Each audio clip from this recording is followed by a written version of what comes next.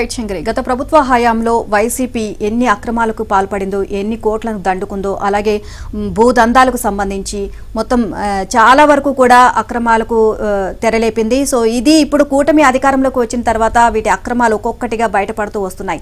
And చాలా వరకు కూడా కొన్ని శాఖల్లో వైసీపీకి చెందిన వాళ్లే ఉండడంతో ఎక్కడ మొత్తం కూటమి అంతా కూడా అంటే టీడీపీ ఇప్పుడు అధికారంలోకి వచ్చింది కాబట్టి మొత్తం బయటకు తీస్తాయి ఈ ఫైల్స్ అన్ని, ఈ ఆధారాలన్నీ బయటపడితే మొత్తం కూడా మన జాతకాలన్నీ బయట పడతాయి అన్న ఉద్దేశంతో ఎక్కడికక్కడ మొత్తం కూడా ఫైళ్లను తారుమారు చేయడం కానీ, అక్కడ మొత్తం ఆధారాలు ఏవి లేకుండా తుడిచిపెట్టేయడం, ఫైళ్లను తగలబెట్టడం ఇవన్నీ జరుగుతుంది.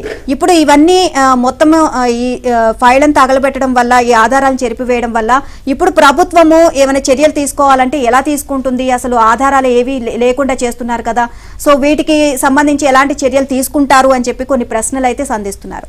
రైట్, దానికి సంబంధించి చూస్తే ఎన్నికల ఫలితాలు వెలువడి నెల రోజులు పూర్తయింది. టీడీపీ ప్రభుత్వం కొలువుదీరి 3 వారాలు దాటింది. అయినా గత ప్రభుత్వంలో తీవ్ర అవినీతి ఆరోపణలు ఎదుర్కొన్న అధికారులు ఇప్పటికీ అవే స్థానాల్లో కొనసాగుతున్నారు. గతంలో జరిగిన అక్రమాల ఆనవాళ్లు కనిపించకుండా అన్ని సర్దేస్తున్నారు, ఆధారాలను మాయం చేస్తున్నారు, ఫైళ్లను తగలబెడుతున్నారు. ఇన్ని దారుణాలు జరుగుతున్నా చంద్రబాబు ప్రభుత్వం ఏం చేస్తుంది?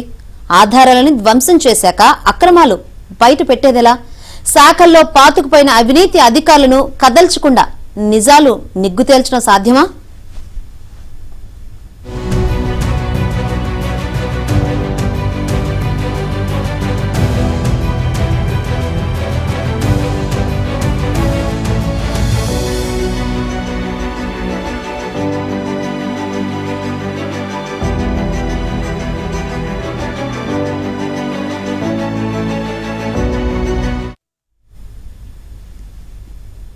జగన్ ప్రభుత్వంలో పాలకులు, అధికారులు ఇష్టారాజ్యంగా వ్యవహరించారు. నిబంధనలు ఉల్లంఘించి అడ్డగోలుగా అక్రమాలకు పాల్పడ్డారు.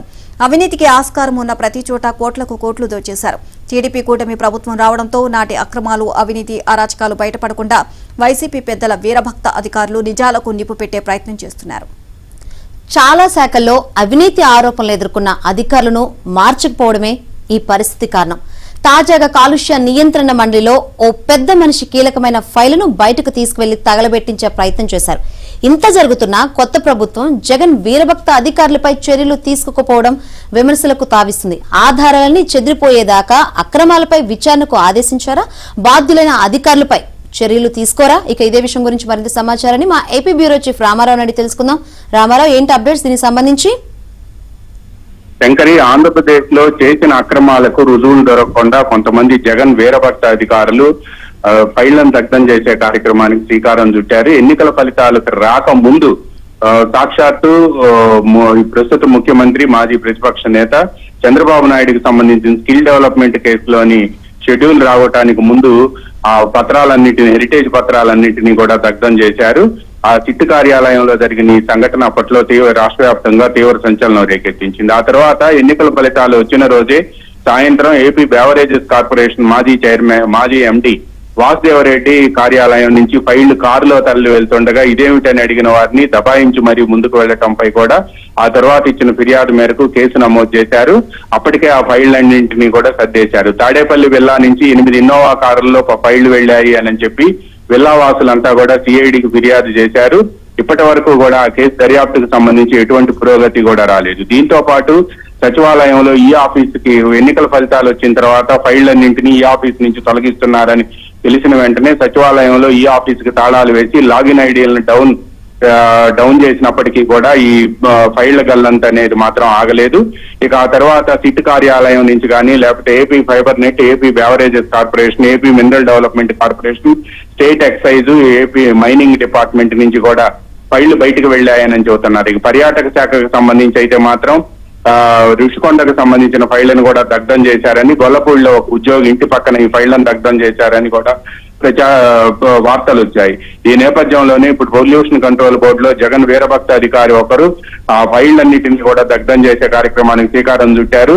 అయితే కొంతమంది అధికారులు ఇప్పటికీ వైసీపీకి వంతపాడుతూ ఈ ఫైళ్లన్నీ కూడా క్లీనింగ్ లో పనికిరాని ఫైళ్లుగా గుర్తించారని, ప్రాథమికంగా తమకి సమాచారం అందించడం పట్ల ఉన్నతాధికారులు, తెలుగుదేశం పార్టీ సీనియర్ నేతలంతా కూడా విస్మయం వ్యక్తం చేస్తున్నారు. మనం ఏ ప్రభుత్వంలో ఉన్నాము అనే అంశాన్ని కూడా నిలదీస్తున్నారు. దీంతో పాటు పొల్యూషన్ కంట్రోల్ బోర్డుకు సంబంధించి మన రాత్రి కొన్ని ఫైళ్లను యనమలకుదురుకు సమీపంలోని కృష్ణా కరకట్ట వద్ద దగ్ధం చేస్తున్న విషయాన్ని ఏబిఎన్ బహిర్గతం చేసింది.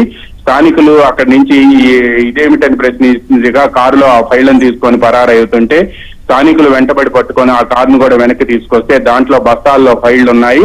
ఫైళ్లను పనికిరాని ఫైళ్లను దగ్ధం చేశారు, కానీ హార్డ్ డిస్కులను ఎందుకు దగ్ధం చేస్తున్నారని కూడా నిలదీశారు.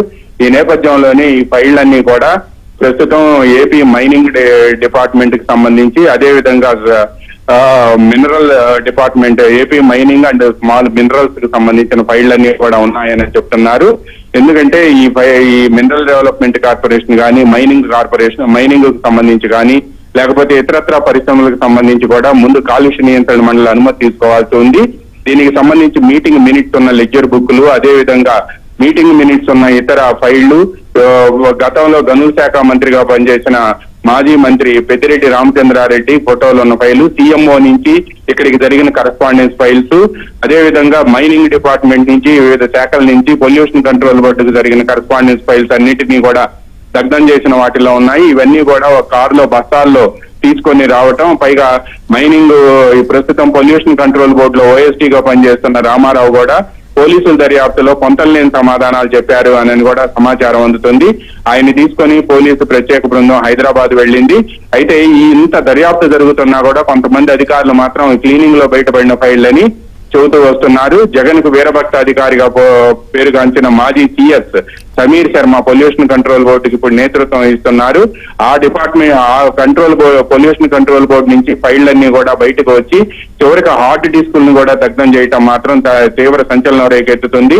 ప్రభుత్వం మారి ఇన్ని రోజులు అవుతున్నప్పటికీ కూడా జూన్ 13వ తేదీన ముఖ్యమంత్రిగా చంద్రబాబు నాయుడు ప్రమాణ స్వీకారం చేసి ఇన్ని రోజులు అవుతున్నప్పటికీ కూడా నేటికి కూడా కొంతమంది అధికారులు అక్రమార్కులు ఎవరైతే ఉన్నారో వాళ్ళు అందలం దిగకపోవటం, దీంతో పాటు వాళ్ళు తమ చేసిన అక్రమాలు, అవినీతికి, తర్వాత నిబంధనలకు వ్యతిరేకంగా చేసిన పనులన్నింటికీ కూడా ఉండే రుజువులన్నింటినీ కూడా ఈ విధంగా దగ్ధం చేయటం కానీ, ఈ ఫైల్స్ నుంచి తొలగించడం కానీ, లేకపోతే ఫైళ్లను గల్లంతో చేయటం చేస్తున్నారు అని చెప్పి కూడా ఆరోపణలు వెల్లువెత్తుతున్నాయి. ఇప్పటికైనా ప్రభుత్వం సమగ్ర దర్యాప్తు జరిపి అక్రమార్కులు ఎవరున్నారో వాళ్ళందరినీ వెంటనే ఆ పదవుల నుంచి తొలగించాలి అని కూడా పార్టీ నేతలతో పాటు ప్రజలు కూడా డిమాండ్